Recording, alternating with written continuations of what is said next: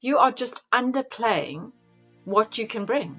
Not giving up before you started, because you have the fears, very fearful of where I was going to end up, and that I wasn't going to have the edge. There are things that happen in your life, family, friends, events, trauma, that sometimes, if not managed properly or understood properly, result in bags that you carry around. It's about thinking seriously about the choices you make, the things you do, the boundaries you have, and how do you keep yourself healthy when you're in a process of understanding and dealing with the doubt and dealing with the fears.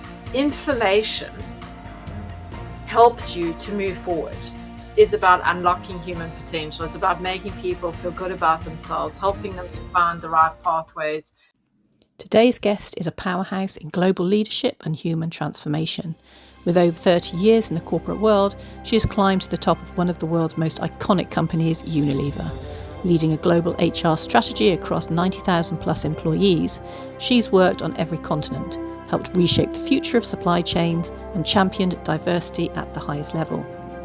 After years of high-performance living, she's made a radical decision to reset her mental well-being and redefine success. From battling chronic back pain to becoming pain-free for the first time in 8 years, she now brings her coaching certification, her personal transformation, and her global experience to help others lead with purpose. A trail runner, golfer, mum of 2, and now a non-executive director driving future-ready change, and is here to inspire us with what it really means to lead a life of impact and reinvention. Welcome, Antoinette Irvine.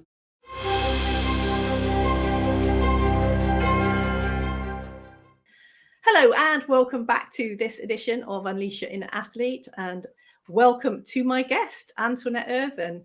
It's really great to have you here, and I know we're going to talk a lot about your journey through the corporate world, because you're a high flyer. You've really had tremendous success working at Unilever, and you traveled the world with that position that you held at top level, board level. But also what's interesting as well is your story is transitioning from that huge corporate career into what you're doing now, because you're now a coach and you help people in transition, I guess, in some ways from that sort of high flying lifestyle into, whatever they wish to do with their life. But it's not always easy. I know it hasn't been easy. It's a conscious choice people make, but there are signs and symptoms that they can look out for. Maybe that things aren't quite right, that maybe they're thinking they want time to pivot in their career, or maybe they just want to reinvent themselves, prevent burnout, whatever it may be. There is a method and a strategy to do this and do this well and quickly, causing minimal stress, minimal trauma, so you can really push through into that fantastic quality of life and exciting new life that you want for yourself. So, Antoinette, thank you for joining me. Oh, thanks for having me, Julia. It's great to have this opportunity. So looking forward to the conversation. Well, I know people are going to really benefit from your story and journey, and then obviously as a coach, how you help people as well. And we'll get to that, your strategies, a little bit later on, all your tips and everything, sort of a bit later on in the conversation towards the end. But to begin with, so people get an idea of what your life was like before you're doing your coaching now. What was life in that sort of that board level position? Because, it's a high stress, high pressure environment. What is expected of you to perform mentally, physically, in all ways. What was that like for you? Yeah, so just a little bit of context. As you said, I had the absolute privilege of doing some phenomenal jobs in Unilever. And I suppose I reached a peak, if you can call it, or I reached a career highlight where I moved to London 10 years ago for a global job. And to give our audience some context, it's one of the biggest HR jobs Unilever has. It's 290 factories worldwide, massive operations. At that point, we had over 90,000 employees in my area of the business. So a very, very big job. Working in a corporate center, which comes with its own demands, and working on every level of time zone there was, right from China to Brazil or New York. So the time expectation. So yeah, the jobs are not for the faint-hearted. That's what I would say. To reach that level in your career, often I say you need to have built some resilience or muscle, as we call it, to be able to cope with that kind of pressure and stress, because the scale of what you want to do, the intensity of what you do, and the expectation when you work for a very big corporate, which has got a reasonably competitive environment. Actually, you're working with very, very capable senior people that are all pushing to do well for the company and to do well for themselves. And yeah, it comes with a lot of pressure because you work very long hours. For me, I did love the travel, but I did travel extensively all over the world. I would be on a plane easily once a month. Weekends were really just about getting oxygen. And actually, I would have an ambition that when I hit a Friday, my battery, as I called it, wasn't completely flat, because Saturday was a recovery day, and then Sunday maybe I would joy, and then Monday I would start again. So it took a lot out of me, and it's something obviously that you get in order to perform and in order to do well. You sometimes you have to keep up with that level, but of course it can reach unhealthy levels where people are just working all weekend. You're getting calls because I work in HR, so there was always emergencies, things happening around the world. So it came with its own stresses and strains. And I think along the way, to actually remain at that sort of peak performance, you have to have ways in which you can restore your own energy levels, both physically and much more importantly, mentally. So yeah, a day in my life was pretty hectic, to be honest. I had a schedule from morning till night. Wow. Yeah. I mean, that, and it's kind of because you're not entirely, it's when you're running your own business, you're getting so much out of it in terms of, this goal, this dream, this purpose that you have. And it's not to say you don't have that in a corporate career, but you're putting all this effort. And like you say, it's almost, it's not 9 to 5 anymore at that level, I don't think. No, definitely not. So you're kind of, and actually, which we'll get to, when I'm now, as we discussed, doing my own thing. But there were some nights actually, and we'll come to it, where I really, had to question, what was this going to be my life? Where I was thinking, I just want to one evening be able to watch a program after 8 o'clock without thinking I needed to go get my laptop, because as I say, some of the jobs do have emails coming in at all times of the day because different people are going online. So, and I mean, it was all the small things. Actually, I just thought this can't be what it's about. I mean, I'm just not able to do the very small things that people take for granted, and in fact might make them bored. So yeah, I mean, and it obviously always is a choice for everybody, but for me, it was reaching stages where I really was questioning, is this how I want to live the next sort of 20 years of my life? Yeah. And for you, was it that you were coming to a point where you found that you weren't necessarily enjoying it maybe in the same way you did? Was that different from when you were sort of in your 20s, as you go through 20s, 30s, 40s, whatever? Did that change, or were you still really coming to a point when you were still kind of enjoying what you were doing? There was parts of it you loved, but what was it that was triggering this kind of thing that I've got to do something about it? Yeah, for me, it was more that I'd realized that in the context that I was in, and I'm sure that our audience, again, there will be people that can resonate with this, I was reaching the threshold for my own personal development. So I didn't feel that with all this pressure that I was, learning, I was growing, and I could see a runway for myself, not only from a career point of view, but from a personal development point of view. And therefore, the trade-off of, let's just call it, the sacrifices I was making around my family, around my personal life, around the things I actually really loved and wanted to do, just the equation, as I say, that they call it an emotional, there's a book written about an emotional bank account. The emotional bank account wasn't working anymore for me. And I mean, that is why it's not about not working. It was about, in my context, it was just not adding up, because you need to have a number of, let's say, super factors that are really making you happy, for lack of a better word, making you grow, making you feel recognized and stimulated. And then you can compromise on other things. But if that balance, so that was, and the balance, the emotional bank account was getting depleted, and it was eroding. And it wasn't about Unilever. I must just be clear. It was about me. It was Yeah. about where I was. I'd been in the company a long time. I wanted to do different things, and I wanted to work on which I'm hopefully, going to get an opportunity to do now. So that's where I was, but that balance wasn't there anymore for me. And in what way did you find that was starting to affect you physically, mentally, emotionally? Yeah, so you have, you have questions of self-doubt. You get into a comfort zone. I think what I was very fearful of, and some people may not, always have what I call a level of self-consciousness, but I realized I was falling into a pattern of a comfort zone.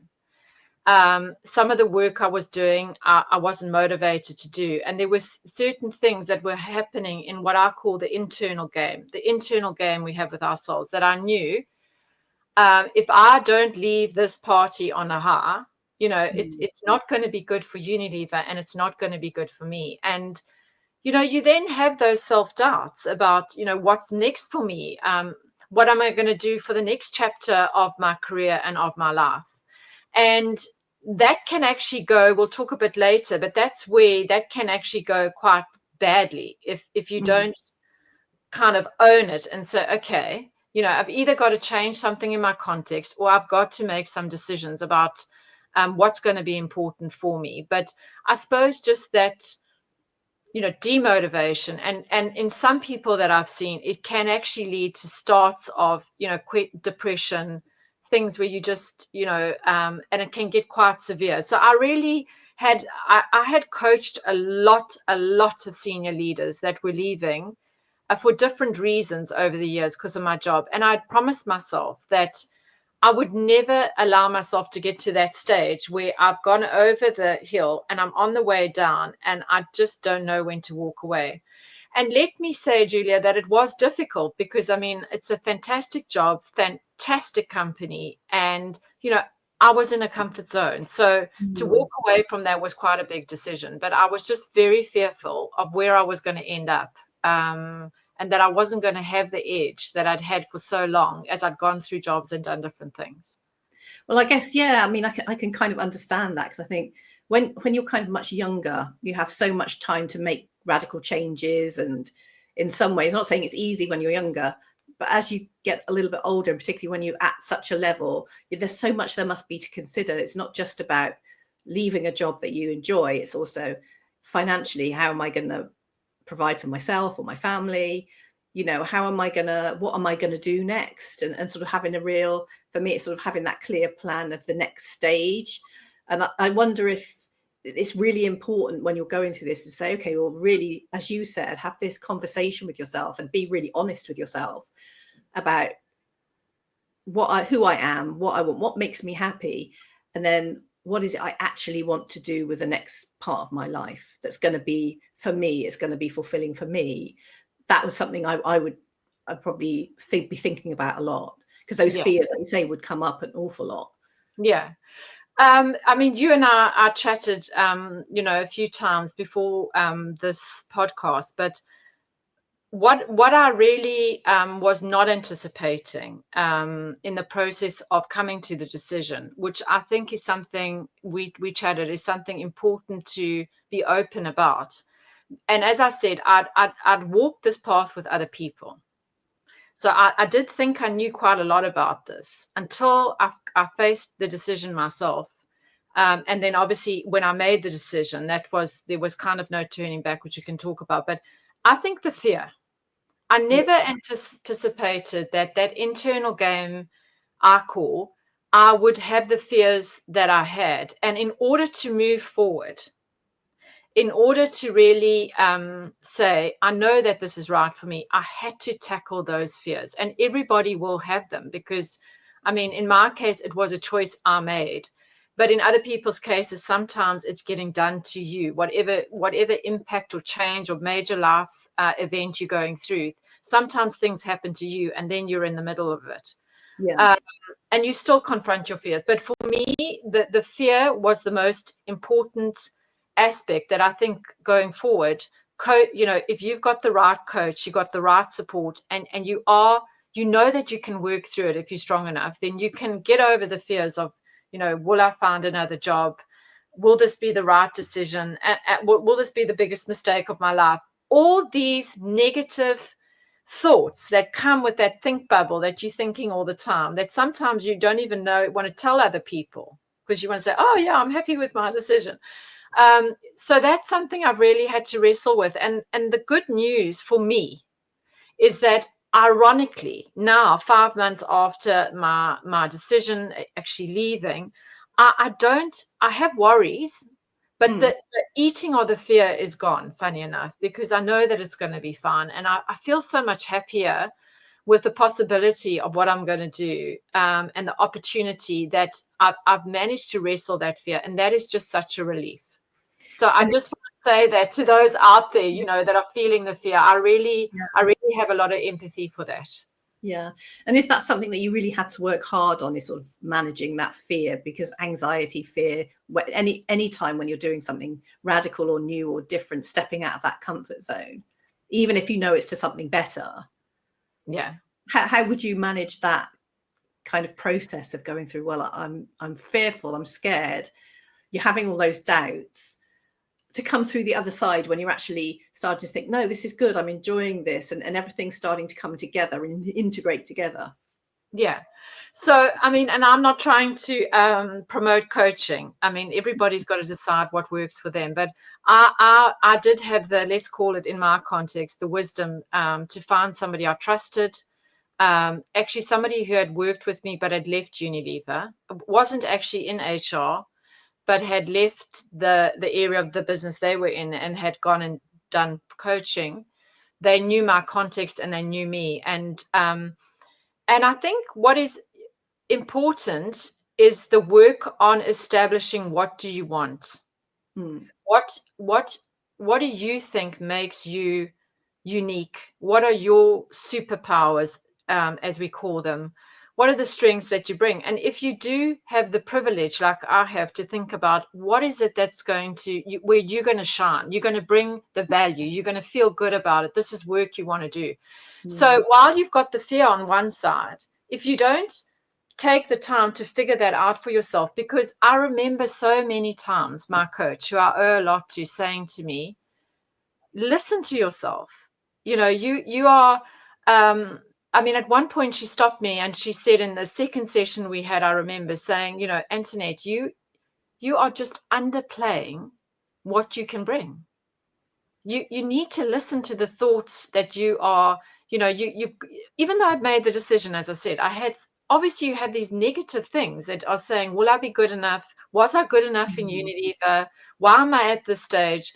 And if you can work through that yourself, amazing. But I think in order to I suppose get yourself in a good position, not just leave spontaneously or change something in your life spontaneously without thinking it through, is to actually try and say, what are the things that I really want going forward? And the desire for the things I wanted and the positive thoughts on the one hand were the ones I kept going to when I were having the bad thoughts. And that really, really helped me a lot. And now, in everything that I've been doing since I left, I actually do have a very clear set of criteria of the type of people, the type of work, and what I want to do. And maybe it's never going to happen. Maybe I'm never going to be able to do all of that. But I'm certainly going to try very hard in the next 18 months, which I've given myself, to really try and find those things that I love, because I suppose it's just worth it in the end. So that's kind of what I would advise.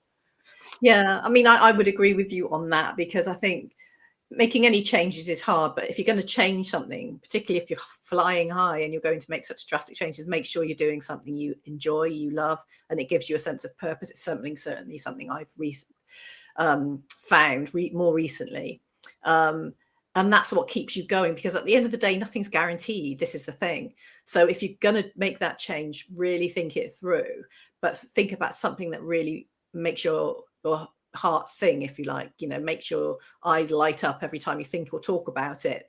You could always see those people who are really passionate about what they do, because that makes the journey so much easier, because it's what gets you up in the morning and gets you excited and wanting to put in those. So you're more likely to have the success of it.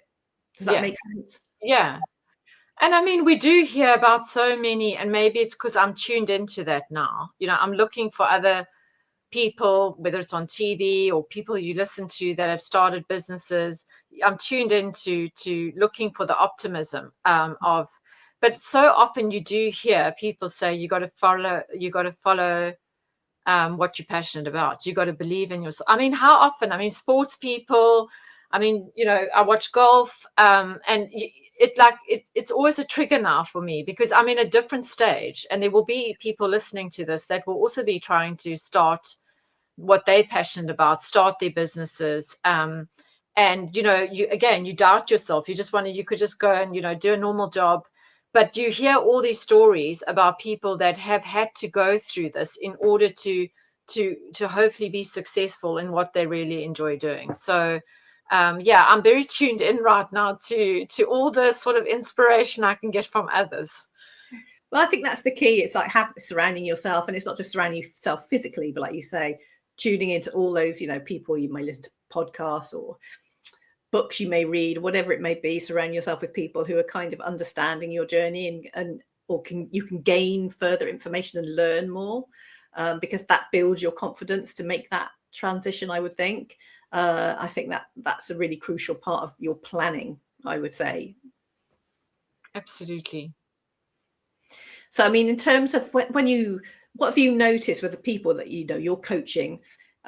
What's the biggest sort of barrier to them? Is it just the fear, or is there something else? There are other underlying issues, and how, when you've coached them, how easy is it for them to sort of come realize and suddenly have that sort of light bulb moment and say, right, this is what I'm going to do. I now need to know what I've got, the direction I've got to go in. Yeah, I mean, I think if you're not honest with yourself, I think that's the biggest barrier. If you can be honest with yourself, and have a safe environment with the person that you're working with, so that you can not be defensive about the things that are holding you back. I mean, we all have what I call baggage. I mean, we call it baggage, but I call it bags. And if you visualized a picture, a lot of us have got these bags that are hanging off our back. And it is true. Many of them you will find if you go back in somebody's history, there are things that happen in your life, family, friends, events, trauma, that sometimes, if not managed properly or understood properly, result in bags that you carry around, things that make you insecure, things that can make you not show up with the very best version, hang-ups that you might have. And so I think that, and I know for me, I know that I had 2 or 3 bags that were affecting me, my leadership. Most importantly, later on, were coming through in my leadership style, where I felt there were times I felt I wasn't good enough. And I know where it came from. It came from things that had happened in my childhood. And I'm not saying we all need a psychologist and we got to go back to our childhood, but if you can't be open about that, because the minute you start becoming open and see it for what it is, it actually becomes liberating, because you think, okay, I'm going to try and change that. I'm going to, in my case, I own the fact that I didn't feel good enough because my brother was an overachiever. My parents had, it wasn't, again, they didn't do anything wrong. It's just that my brother was an overachiever and I never felt good enough. And I couldn't get over that. And now I can talk about it. He's amazing. I'm amazing. We're all done well. But there were points I would be traumatized to express what I've just expressed on this call. I wouldn't be able to do it. So I think that is what I would say. If you can be honest with yourself and you're prepared to acknowledge those things that are holding you back, as I say, index on the strengths. Big believer on indexing on what the things are that you love and you enjoy, and you can find some happy ground there. That you're not in a situation where you're just working, or doing, and you're not doing any of the things that either you're honest about or you're doing things that you really feel that you've got a passion for and that you love. Yeah. No, it's interesting you say about sort of from your childhood, because this is a common theme I'm noticing with discussions I'm having. and from my work and my studies and research, etc., is that so many of us were carrying these things around for decades and we don't even know it half the time. And they really, as we get older, they sort of start triggering us in some way, and they hold us back and keep us in that state of not wanting to move forward, having those fears, mental, emotional barriers to change. We're stuck in an old program, if you like, of what really is what other people thought was good for you, but actually it does prevent us from living a full, happy and unique life, because we're all different. We all need different things, and I think that's really something that I think sometimes we do need to do. Is just like you say, it's not about needing psychologist or a psychotherapist. It's just going back to that, evaluating yourself and having an internal conversation, which I think, and being very honest with your weaknesses and your strengths, and building on your strengths, and then addressing weaknesses and making them become strengths, if that makes sense. And all the success I've seen, and I really have had an opportunity to work with a lot of leaders of different generations, of different age groups, getting them ready for the top jobs. But the ones that have been the most successful are the ones that are actually very eager to have the coaching.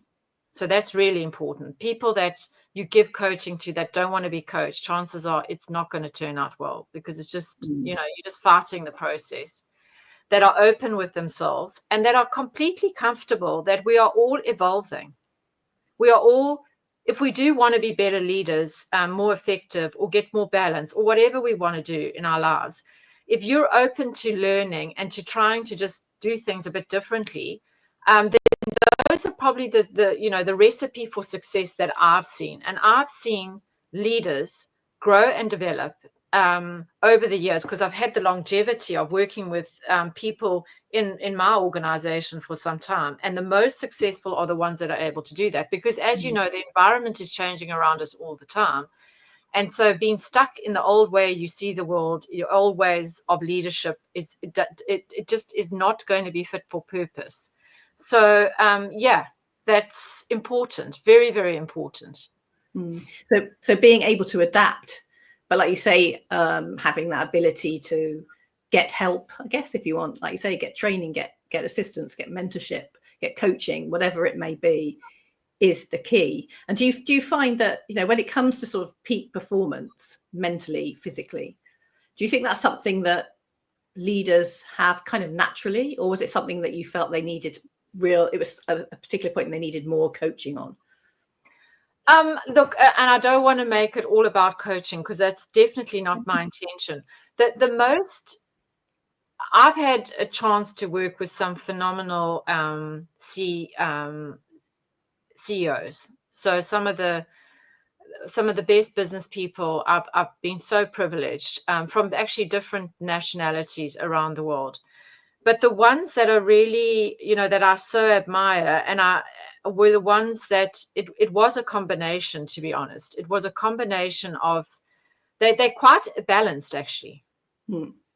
They're pretty organized, remarkably organized. And so they approach what they do. They just got their act together.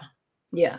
But then they are actually open around the evolving leadership that they need. So I've also worked for very, very successful CEOs that haven't been as organized as well. But the ones that really got the A game have got a combination of things. They've got work practices they put in for themselves. You kind of, they're the people that actually will always read the minutes before the meeting. Their diary is well organized. They make time. And yeah, I mean, it's the truth. It's what I've seen with the best that I've worked with. Yeah. So there is something to be said about getting yourself to a level where you, and I've always admired it actually, with where you've got your A game, and your A game can be a combination of having coaching, which most of the top people have, but it can also be about being really, really determined about how you're going to approach work, approach your life, approach your time, so that you're really focusing on the things that count for you. And that's what I've seen. Yeah. So it's kind of developing that mindset, that organization skills, because it's quite easy to sort of, I guess, when you're at that level and you're going to be so busy, you got to make sure you get everything, achieve everything you need to for that day, that week, that month, whatever. So I guess, yeah, there's a lesson there to be learned, is if something's important to you, then you need to make sure you fit it into your diary, and being extremely organized is the one way to ensure you set aside that time to focus on that intensely. Yeah.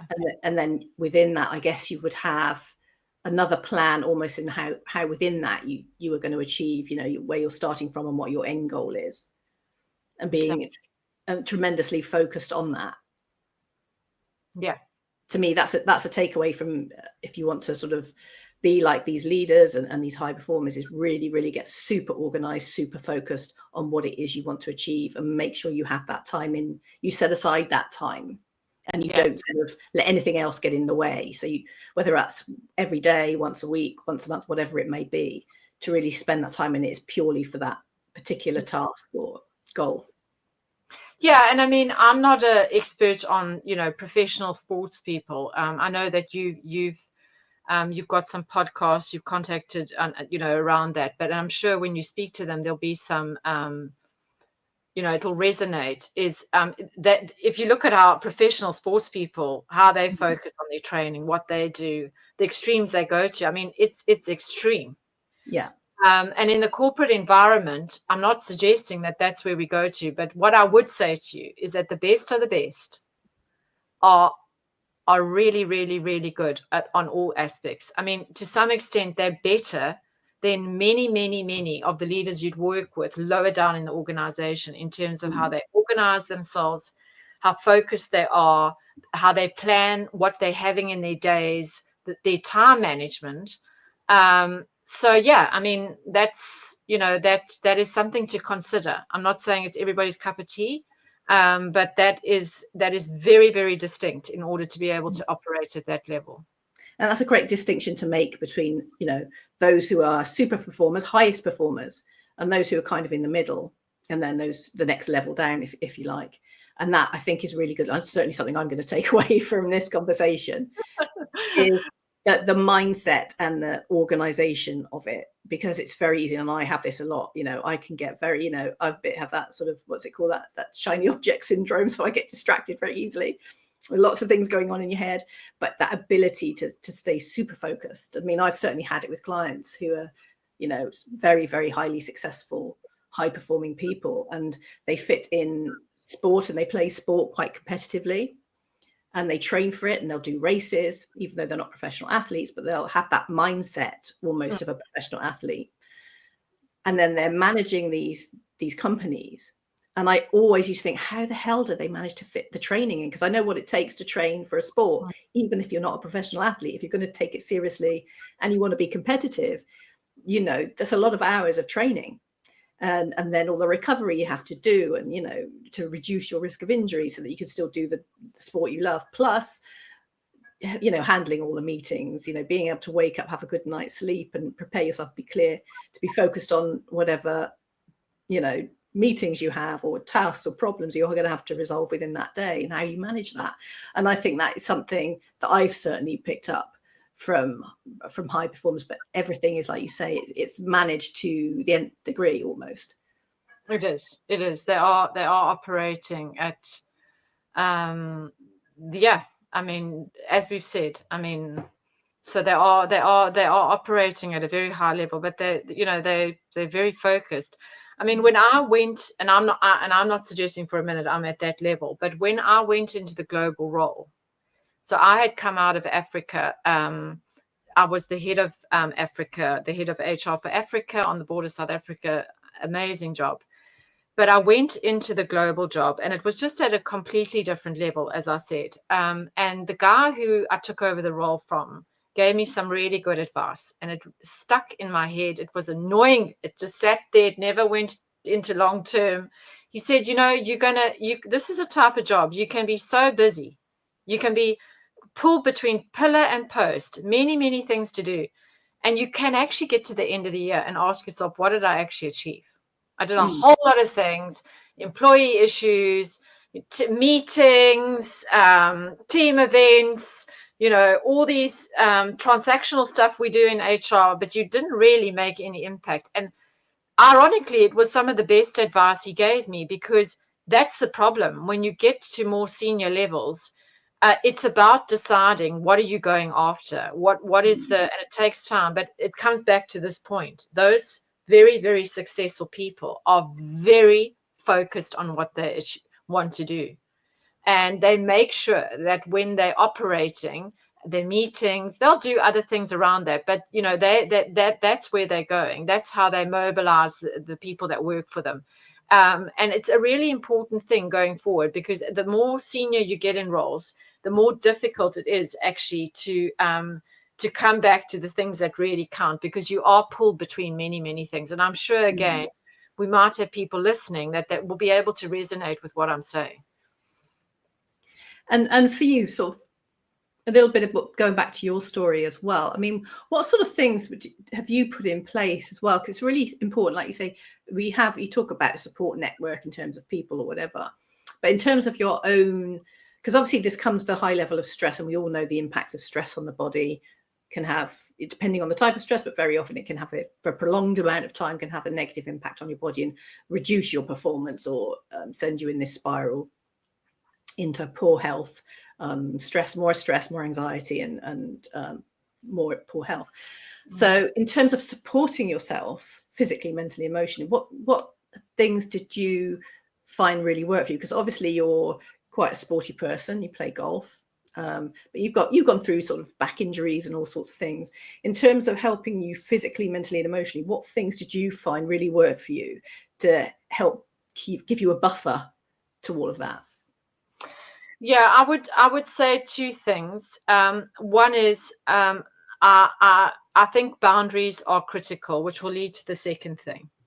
So it just was important to me. I realized that if I didn't have boundaries, whether those are time boundaries, weekend boundaries, and I didn't but I didn't continue with the relationships, the friendships, the hobbies I had. For me, I didn't bring the balance to the job. It would have been all consuming. I would have been absolutely consumed with work. And so the way I then presented myself as a leader would have been very, very intense. So boundaries. And actually, I had dinner with my PA that worked for me. She was just saying, Anto, I'm just missing that organization. So that was the one thing. Weekends, even when I got to work for new CEOs, chief execs, I always was very conscious with them that there were boundaries I had. And we've just found a happy ground where they wouldn't cross some of those boundaries unless, there was an emergency, people were dying, or we had a safety event or something. And the second thing I said to you, which was important to me, was the physical well-being. So for me, exercise was very, very fundamental. And if I didn't exercise, let's say 2 weeks I didn't do anything that really would get my heart, I run, I play golf, I used to cycle a lot. Now I run. I could actually feel that it's like a little nausea feeling you get in your stomach. It's like a little bit of anxiety because I just didn't have that mental relief. I didn't get the actual, the stimulation, and I just felt mentally stronger. I would come back, so every week I would have 2 days a week that I would plan a run that I would do. And again, I think we touched on it earlier. I was, and I still am, I'm quite disciplined about making sure that I do those things unless I'm sick, which I hardly luckily have been, because I know that when I do that, it gives me an X factor on my work ability.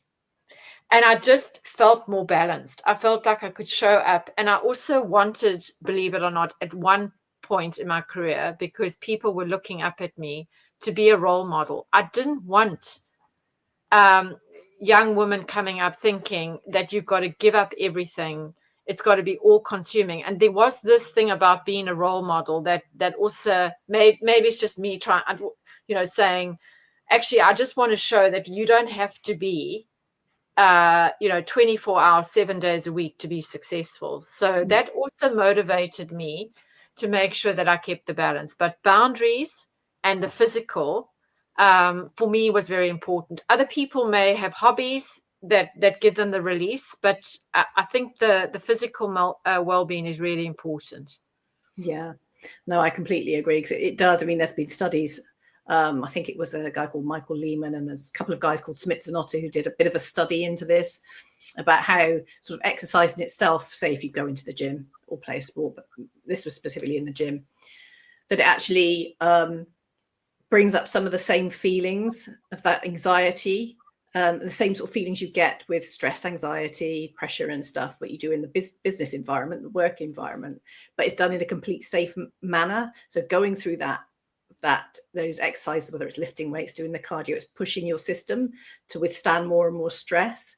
But because it's safe, your body adjusts to it, so that actually it crosses over. So when you're in the work environment, the business environment, you're experiencing having some of those same feelings, but your body is then thinking, no, I feel safe, rather than going down the route of, this is something I don't feel in control of, or I don't have the capacity to deal with. Yeah. So that's part of why the mind-body connection comes in from the training, and then can transition quite well. And they measure, they're quite parallel in terms of, the level of pressure, the level of stress, although be it different, but one helps the other, if I'm making any sense of what I'm saying. Yeah. No, and you've touched on it already. This is all consciousness. We've spoken about peak performance. As I said, I'm not suggesting for a minute, I have all the answers, but I know for sure that if you want to get to that stage, or you want to get back there, it is about investing in it. It is about thinking seriously about the choices you make, the things you do, the boundaries you have, and how do you keep yourself healthy? There's a lot of research, as you know, about the impact that stress can have to shorten your lifespan. I've had the privilege to work with a guy called Alan Watkins, where they come and they put a heart rate monitor on you as part of the leadership assessments they do. So you keep a heart rate monitor on, you do all your vitals, everything's part of the program. And I mean, there's a lot of research around, and I don't want that for myself. I don't know about other people. I don't think anybody wants that for themselves. So, you do have to take control. You can't let it, if you want that, and you'll feel fantastic. I mean, you will feel better, that I'm sure of. So, I do want to end up at some point retiring, hopefully a little healthy. Well, no doubt you will do. Where I'm completely burnt out and I haven't looked after my body. Yeah. Because, this is a common thing. A lot of people say, oh, when you get older, well, I'm older now, can't expect to be doing these things. But I've seen so many people in their 80s and beyond, fit, healthy, still playing golf, still playing a bit of tennis, still doing their exercises, still having a great social life. So I think it's all there, but you've got to plan for it, and you've got to sort of put in the little bit of work to your health and wellness, your mindset, your emotional state, your physical state as a whole. But, so how has life changed for you now? Because you're on a slightly different path. Yeah. So here's where I make everybody envious. I'm living my best life right now. Well, that's great. That's great news. That's like my catchphrase, because somehow when I say that, everybody gets a picture of what that might be, but they can just see that I'm happy. And it's true. I mean, as I said, I worked very, very hard. I had many years that were tough. And so to be in a place where I just have been able to recover, I'm able to reflect, and I'm now doing so many things that I never got a chance to do. I've got two beautiful teenage well, they're like adults. So I pick them up from school. I'm doing some art. I'm visiting a lot of my friends. I've done a lot of holidays. I'm doing all of this because I'd said to myself, take 6 months, do it. And then I've also been doing a lot of reflection around, what's next for me? What are the things I'm really good at? As I said to you earlier, if I had your crystal ball, could I do this work? I've been putting myself out there with a lot of, let's say, companies and people that have contacted me. I've had companies actually contact me for some advice on stuff they're doing, and I've just been taking it up, all of it in my stride. And it's just been so nice to be free, to be a free agent. Maybe you can relate. Because when you are in a permanent job, you don't have that freedom. You really are. You got to do it. You got to. So I've really taken up a lot in terms of just giving myself the space to see what's happening. Of course, all this that's happening politically has been happening in the last, and economically, with the share prices and the US stock market, all that volatility has been going on. So but just really enjoying the things that I always felt I didn't have a chance to do. And at some point I am going to pursue the things, back to the fears, back to my worries. I am absolutely adamant. I was telling my husband again today, I had another call from a company that wants to do some work with me. I just said to him, I have to follow this path. I just know that it's right for me. So that's where I'm at. But I'm really, really grateful that I got to this point. Yeah, I think it's interesting you touched on that there, that you just know something within you just know that this is something, you're on the right path. And I think that's something I've discovered recently as well, is this deep sort of, you can't get away from it. You know what I mean? It's like you've got to move forward, even though it can be challenging, even though you may get some resistance. You just see a bigger picture for it, and you just have to keep going for it, keep going. It doesn't matter whether it's earning you any money or not. You just got to keep going for it, because it makes you feel excited. You have this excitement for it. And there's a couple of things I'm working on. The podcast is one of them, but a few other things I'm working on now that I know deep down that this is going to be fantastic, and it's going to work, and it's going to be amazing. And I just, no matter what happens, I've got to go for it. Yeah. And just as you've said, you've got to give it a chance.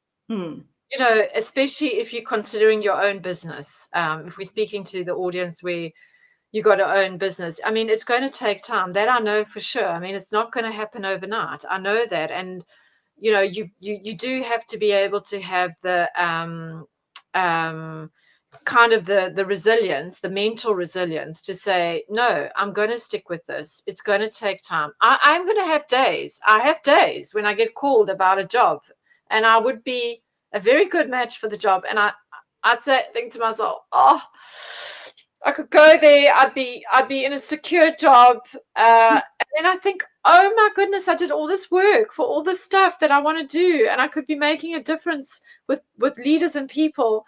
So then I'm just hanging on to that. So I think there is something about time, and about not giving up before you started, because you have the fears, Julia. You have these worries that come all the time. Will it work? Be very overwhelming. Where will I get the money? All of that. So, but yeah. So for you, if you were to sort of give people, your top tips for, you're at this stage, you're thinking, right, something needs to change. I think I'm ready. What would be your top tips for sort of taking that next step now? Yeah, I mean, I think, hopefully, you need the courage. First of all, let's assume you're in a stage where you're in a comfort zone, or you feel like you're locked in a pattern that you can't get out of. So I think the first thing is you need courage.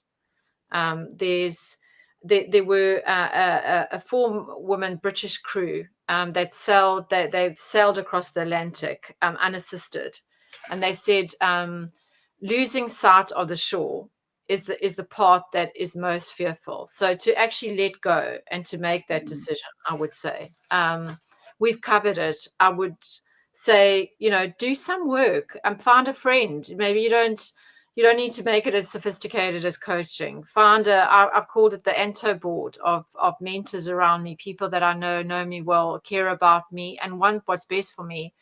I've been asking them all the time, even my new company biography, which I'm working on. I've been sending them copies all the time, and they've been saying, I like this, I don't like that. So really, put some work in. I mean, yes, if you're happy to just jump off the cliff and embrace the next opportunity, then, that's amazing too. Different paths for different people. But I think in order for you to get the courage to make the decisions, you need to put some work in to say, and I do think the internal game, as we discussed, for me is critical. What are you good at? What are you passionate about? Because you know that those are the things that actually really keep you in the positive zone. Those are the ones that win over the fears. And then start putting plans in place. Also, I would say that if you're in a situation where you're thinking, okay, what could that look like? Even for me, like I've been investing, looking at, if I went to work for other companies, what are other companies out there like? I've spent a lot of time in the last few months meeting other companies. I've looked at what's in the market. I've spoken to a lot of colleagues that have left and opened their old consultants. I've heard how it can be hard and how good it could be. So that I just feel a little bit more informed, because when you go back to the discussion on change, when you're in a process of understanding and dealing with the doubt and dealing with the fears, information helps you to move forward. Getting more information, getting support, being able to put those steps in place is what I would say. And then surround yourself with, if you can, friends, colleagues, people that you trust, that bring out the best in you and that are encouraging you. I mean, those people around me have helped me so much. They've given me so much courage. I've got a friend now who had left her company. She took a 9-month sabbatical. She constantly sends me messages and says, I hope you're not considering any jobs. She said, I'm your guiding light that you need this 9 months. You need these months to recover. And I have her little voice in my head constantly saying, don't jump at the next thing. Take your time, take your time. So find those people in your life, because we will all have them. They don't need to be professionals. They don't need to be a psychologist. You don't even need coaching, but they need to be people that lift you up, and pull you down. And sometimes I found it's never usually the people you think it's going to be. That's the experience I've had. That's true. It's always people I thought, I never have thought they'd be putting their arm around me, or saying, come on, making me accountable. But sometimes those people can be quite a surprise who comes to your aid. Yeah, and I think if you're in the position where you're looking at your own business, or you're maybe not going into a permanent job, you would know as well, Julia, it's about being open. Being open to people that contact you, being open to have a conversation, being open to understand. I found that I found that quite enjoyable, and I found that, I had somebody call me, as I said this morning. I could have easily, in another life, a year ago, I would never have considered speaking to them. Never. They're starting a neuroscience business. They are looking for, somebody, let's call them associates. I mean, it may be nothing, but I would never have taken that call before. So I think try and enable yourself to create that space to start, and some things will pay off and some things will not. I know for sure that some things will pay off. I've been helping a lot of companies that have approached me, for people that have known me that have a few problems, they just want some advice, and I've been doing it for free, because I think, well, maybe that's going to open doors for me later, and also I'm going to learn something. I'm learning something about the companies that are not like the company I worked for 20 years for. So I think that if you can get in an exploration mode, allow yourself that space. And then, as I say, maybe, hopefully, I'm going to come here at some point. Let's see. I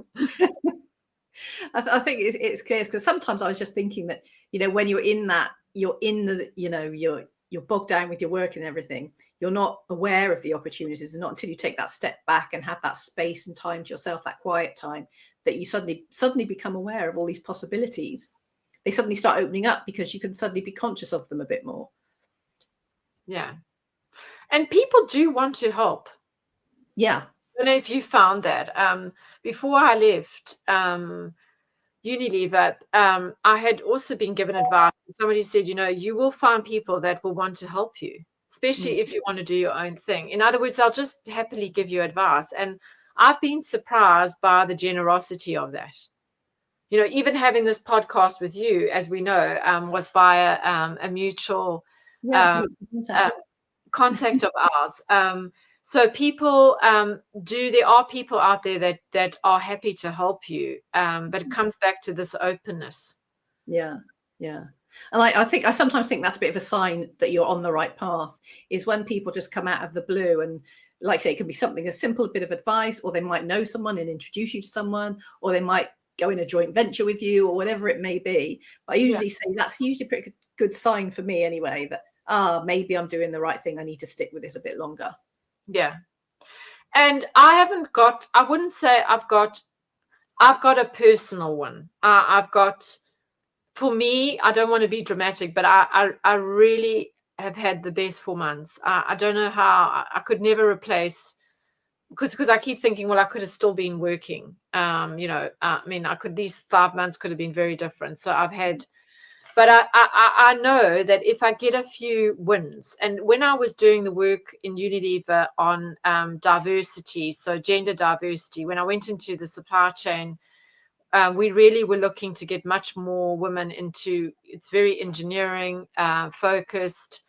It's quite a, let's say, hardcore environment. But I remember the thing people said, well, what led to some of the success? It is some wins. So I know that if I get some wins, if a few things go right, it's going to help me. I'm not there yet. You know, I can't say that that win has come yet. A win that I know would be enough for me to say, wow, okay, now we can get momentum. But I know that the minute that happens, it's going to help me a lot. So I'm looking forward to that, even though, as I say, I'm never going to give up. I'll never give up these 5 months, no matter what happens to me going forward, what my future holds.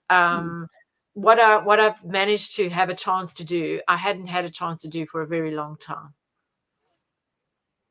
Yeah, I mean, that is fantastic to hear you say that, you know, this is all part of your journey. It's all part of your process, I guess, because it's all part of learning more about yourself, what you want, and how the best way for you to take it forward. So I have absolutely no doubt it's going to be a storming success, whatever you decide to do.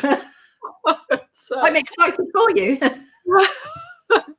I hope so, but I'm sure you can resonate. You know, there's nothing like, even when you play golf, it's nothing like getting some points on the scoreboard to make you feel motivated. So yeah, and I'm looking forward to that when it happens. I'm not there yet, but you got to be in as they say, you got to be in the game to win it. So the game to get some points. So I'm putting myself in the game. I'm going to get there. So 100%. And those that are out there also putting themselves in the game, we'll all be in it together. So that'll be good. Yeah. Oh, that's brilliant. Now, did you say something earlier? I heard you say you're writing a book. No, I said I was painting. Oh, I thought you said you were writing a book. No. I'm not at the writing the book yet. No, that's still coming, maybe one day. Another project. Look, this has been great talking to you, Antoinette. I think you had some really valuable insights. I know I've learned a lot, and I'm thinking, right, okay, I need to change a few things moving forward, because my diary's getting full with all various projects right now. I need to be more organized. You need to be more focused, choiceful. I think I'm very easily distracted. Yeah. But look, if people want to follow you a little bit and find out a bit more about you and see what your next step is there somewhere people can actually connect with you? Yeah, I think LinkedIn for the moment is, I haven't put myself out there yet. It's still coming, but LinkedIn is a good place. Okay. And you can always reach out to me on LinkedIn. And as we discussed, you know, if there's anybody out there listening that thinks they can do with a little bit of positive motivation, looking for some support, you know, I'm available at the moment.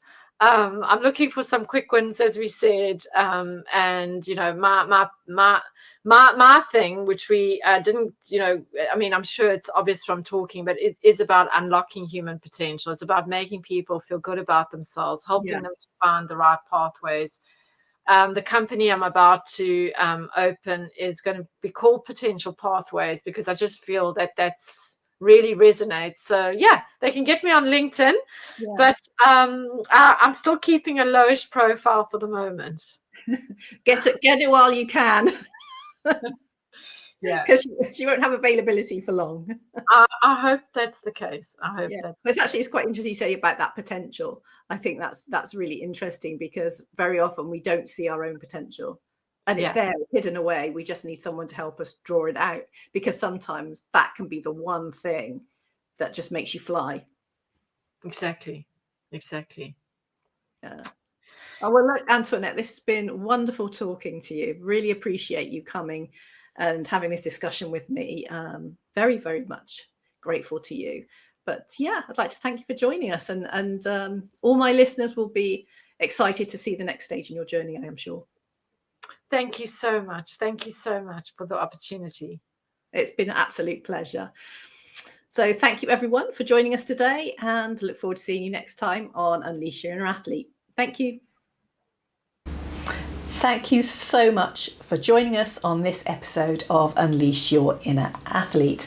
You're clearly a very loyal listener and enjoying the content because you stayed all the way to the end, and that means so much to us here, as I love to see that you are enjoying the content we're bringing to you.